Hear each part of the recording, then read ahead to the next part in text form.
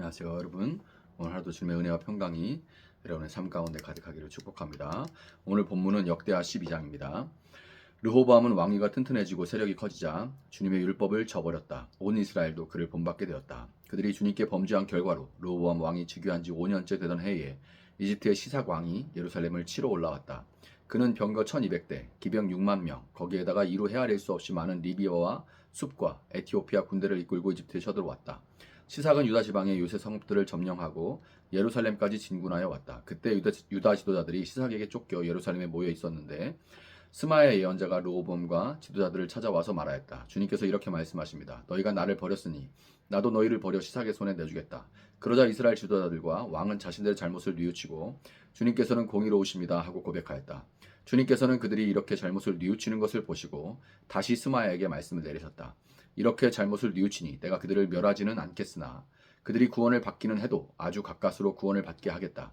내가 내 분노를 시삭을 시켜서 예루살렘에 다 쏟지는 않겠으나 그들이 시삭의 종이 되어 보아야 나를 섬기는 것과 세상 나라들을 섬기는 것이 어떻게 다른지 깨닫게 될 것이다. 이집트의 시삭 왕이 예루살렘을 치러 올라와서 주님의 성전 보물과 왕실 보물을 하나도 남기지 않고 다 털어갔다.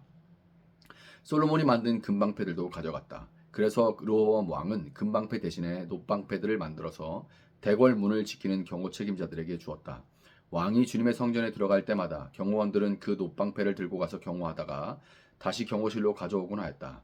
르호보암이 잘못을 뉘우쳤기 때문에 주님께서는 그에게서 진노를 거두시고 그를 완전히 멸하지는 않으셨다. 그래서 유다 나라는 형편이 좋아졌다. 이렇게 하여 르호보암 왕은 예루살렘에서 세력을 굳혀 왕의 직무를 수행하였다. 르호보암이 왕위에 올랐을 때에 그는 41살이었다. 그는 주님께서 이스라엘 모든 지파 가운데서 택하여 당신의 이름을 두신 도성 예루살렘에서 17년간 다스렸다. 르호보암의 어머니 나아만은 암몬 사람이었다. 르호보암은 주님의 뜻을 찾는 일에 마음을 쓰지 않고 악한 일을 하였다. 르호보암의 행적은 처음부터 끝까지 스마야 예언자의 역사책과 이도 선견자의 역사책에 기록되어 있다. 르호보암과 여로보암은 사는 날 동안 그들은 늘 싸웠다. 르호보암이 죽어서 다윗성에 안장되자 그의 아버지 아비야가 그의 뒤를 이어 왕이 되었다. 아멘. 자, 르호보암은 왕위에 오르자마자 나라가 분열되는 큰일을 겪었죠. 우리에게야 역사의 한 장면이고 그것도 심지어 뭐 조선왕조 그런 것도 아니고 뭐 먼 나라의 옛날 얘기니까 그냥 그런가 보다 할 수 있지만 르호보암 개인에게는 얼마나 그게 크고 두려운 일이었을까요? 유다가 다윗이 하나님과 맺은 언약, 즉 다윗의 자손 가운데서만 유다의 왕이 세워질 수 있다 하는 이 굳건한 언약 위에 세워진 나라가 아니었다면 얼마든지 이 패착으로 말미암아서 패위를 당해도 왕으로서 패위를 당해도 할 말이 없을 정도의 크나큰 정책 실패였습니다. 그런 상황에 르호보암의 마음은 당연히 겸비해져서 초월적인 존재의 힘을 의지하고 싶었고 의지했을 거예요. 그런데 문제는 본문 1절에 기록된 것처럼 르호보암이 그의 왕위가 튼튼해지고 세력이 커지자 하나님의 율법을 저버렸다는 겁니다. 참으로 슬픈 일이죠. 르호보암뿐만 아니라 소위 신앙생활을 하는 대부분의 사람들이 이 사이클, 마치 사사기에서 계속해서 일어났던 이 사이클, 그 사이클 뭐 죄짓고 하나님 잘해주시면 좋아하다가 죄짓고 사사가 나타나서 구해주고 또 사사가 나타났다가 구해줬는데도 조금 있으면 또 죄짓고 또 울부짖고 사사 나타나고 이게 계속 사사기에서 나타나는 사이클이잖아요. 이 사이클을 사사기에만 있는 게 아니라 지금도 그대로 거의 대부분의 신앙인들이 반복하고 이걸 벗어나지 못하는 것 같아요. 어려우면 주여 주여 막 주여 하고 울고 뭐 이렇게 주여 주여 하지만 형편이 조금 나아지면 교만해지고 이 사이클. 쉽게 말해서 돈 떨어지면 매달리고 돈 생기면 그걸로 주말마다 놀러 가는 거죠. 돈 떨어지면 울고 불고 돈 생기면 놀러 가고 어째서 우리는 늘 왕위가 튼튼해지고 세력이 커지자 하나님의 율법을 저버리는 르호보암의 길을 걸어가게 되는 걸까요? 왜 우리는 왕위가 튼튼해지고 세력이 커지자 하나님께 감사하며 하나님께서 베푸신 모든 것으로 오직 하나님만을 위해 살아갔다. 이렇게 구절이 연결되지를 못하는 걸까요? 왕이 하나님의 율법을 저버리고 자기 뜻대로 살아가자 그 행태의 영향력은 곧바로 온 이스라엘에게 미치게 됐습니다.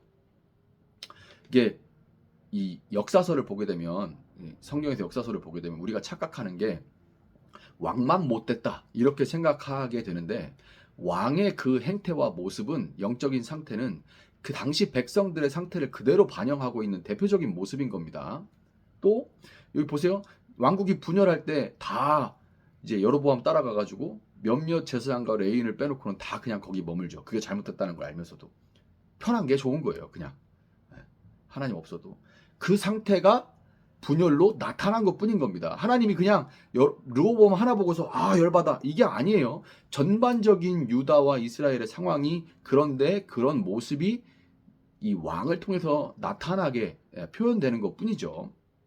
자, 반대로 또 왕의 모습은 백성들에게 미치게 되기도 합니다. 자, 이와 마찬가지로 우리도 하나님을 우리 마음속 보좌에 이제 르호보암의 그런 모습이 백성들의 영향을 미친 것처럼 우리 마음속 보좌에 하나님을 왕으로 모시지 않고 그 자리에 내가 앉게 되면 그 영향력은 우리 삶의 모든 영역, 모든 분야에 미치게 되고 머지않아 그 열매를 맺게 되어 있습니다. 반대로 우리가 이렇게 삶이 하나님 중심이 아니고 어수선해질 때 또 우리가 보좌 앞에 보좌에 하나님을 모시지 않고 우리 자신을 세우게 되는 악순환의 반복인 거죠. 자, 그래서 결국 이런 모습은 열매를 맺게 되는데, 그 열매가 무엇입니까? 부부 관계가 틀어지고 자녀와의 관계가 틀어지고 직장에서 불화를 겪고 열등감, 비교의식과 같은 나와의 관계가 틀어지고 불안하고 염려하고 이런 것들 등등이죠.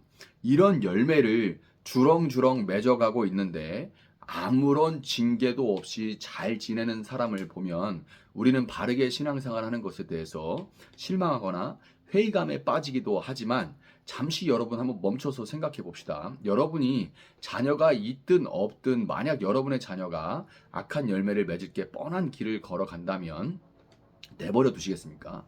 아니겠죠. 히브리서 12장 6절부터 8절. 주님께서는 사랑하시는 사람을 징계하시고 받아들이시는 아들마다 채찍질하신다. 징계를 받을 때 참아내십시오. 하나님께서는 자녀에게 대하시듯이 여러분에게 대하십니다. 아버지가 징계하지 않는 자녀가 어디에 있겠습니까? 모든 자녀가 받은 징계를 여러분이 받지 않는다고 하면 여러분은 사생자이지 참 자녀가 아닙니다. 안타깝고 두렵게도 뻔히 잘못 가고 있는데도 아무런 징계가 없다면 그 사람은 자신은 하나님의 자녀라고 생각하고 있지만 사생자요 참 자녀가 아닐 수 있습니다. 이스라엘의 아버지요 르호보암의 아버지인 하나님은 르호보암으로 대표되는 이스라엘을 징계하시는데요. 이집트 왕 시삭의 손을 들어서 이스라엘을 치십니다. 시삭은 이집트 22대 왕조의 창립자로서 이집트 테베이의 아몬 사원 벽화에는 당시 시삭이 북방 정벌에 나섰던 사건이 새겨져 있어요. 그래서 이건 역사적 사실입니다. 세계사적으로 당시 새 왕조의 창립자였던 시삭이 내부의 단합과 왕권의 강화를 위해서 북방 정벌에 나섰던 사건이 실제로 일어났고, 그저 힘이 약한 나라가 힘이 더 강한 나라에게 짓밟혔던 사건이라고 해석하고 넘어갈 수도 있겠지만, 역대기 기자는 선지자 스마야의 입을 빌려서 그것이 분명히 이스라엘을 향한 하나님의 징계였다고 해석하고 있는 거죠. 시삭의 침공으로 르호보암은 아버지 솔로몬의 20년에 걸쳐 건축했던 왕궁과 성전의 모든 보물을 빼앗기고 말았고, 왕의 권위와 영광을 상징하는 금방패까지 모두 빼앗긴 후에는 놋방패로 그것들을 대신해야만 했습니다. 르호보암은 스스로 높아져서 자기 힘으로 자기 나라를 지켜보려고 했지만 세상에서 그 힘은 너무나 보잘것없고, 언제나 내가 좀 커졌다고 해도 언제나 더 큰 힘이 나타나 짓밟히고 정신적이든 육적이든 비루한 형편과 처지에 빠지게 되어 있는 거예요. 마치 금에서 놋으로 바뀌듯이. 그리고 그제서야 8절, 그들이 시삭의 종이 되어 보아야 나를 섬기는 것과 세상 나라들을 섬기는 것이 어떻게 다른지 깨닫게 될 것이다의 의미를 진정으로 깨닫게 되는 것이죠. 르호보암과 이스라엘 백성들은 하나님의 징계에 자신의 교만함을 깨닫고 뉘우쳐서 하나님 앞에 회개했고 하나님은 시삭의 손을 거두어서 그로 이스라엘을 멸망시키지는 못하게 하셨습니다. 왜냐하면 하나님은 예레미야 29장 11절의 하나님이기 때문이죠. 너희를 두고 계획하고 있는 일들은 오직 나만이 알고 있다. 내가 너희를 두고 계획하고 있는 일들은 재앙이 아니라 번영이다. 너희에게 미래에 대한 희망을 주려는 것이다. 나 주의 말이다. 아멘. 여러분 혹시 지금 하나님의 징계 아래 여러분 있지는 않으십니까? 이런저런 고난과 아픔들을 그저 재수 없다. 지질이 복도 없다. 그 정도로 그냥 푸념하면서 지날 게 아니라 그 가운데 하나님이 깨닫게 하시는 것을 속히 깨닫고 뉘우칠 수 있기를 바랍니다. 오늘 기도 가운데 징계 가운데 내가 세상에서 의지하며 나를 다스리게 했던 모든 것들은 나로 하여금 악한 열매를 맺게 하고 금방패처럼 한순간에 사라질 수 있지만 하나님의 통치는 세상 것들과 달리 여러분의 진정한 행복과 안녕을 위한 것이라는 것을 진실로 깨닫고 고백할 수 있기를 예수님의 이름으로 축복합니다. 이 시간 잠시 기도하도록 하겠습니다.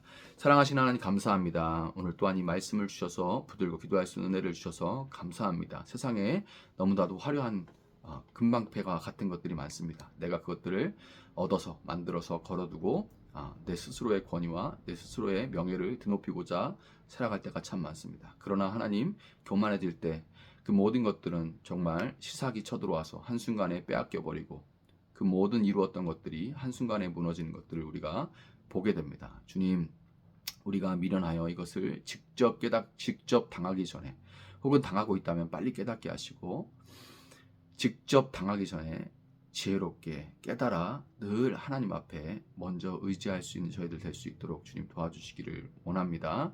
미련한 저희들을 오늘도 깨우쳐 주시고 주님 우리가 늘 주님 앞에서 우리를 성찰하며 주님 앞에 온전히 설 수 있도록 도와주시기를 원합니다. 감사하며 예수님의 이름으로 기도합니다. 아멘. 오늘 주신 말씀 붙들고 계속해서 기도합니다.